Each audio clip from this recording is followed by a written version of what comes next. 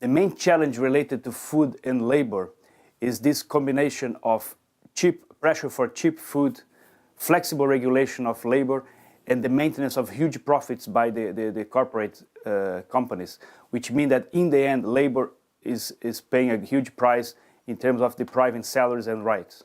There is an expectation that food should be available at a low price all the time, especially here in the West.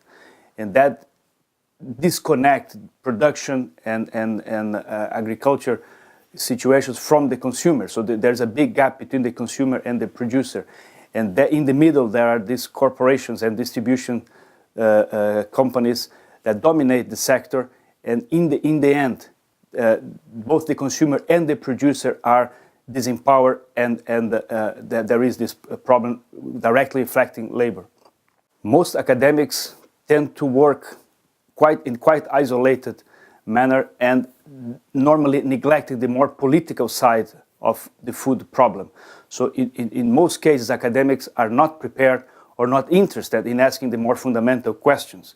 So there's a huge space to increase in terms of commitment and trying to interconnect these different processes related to production and distribution and consumption of food.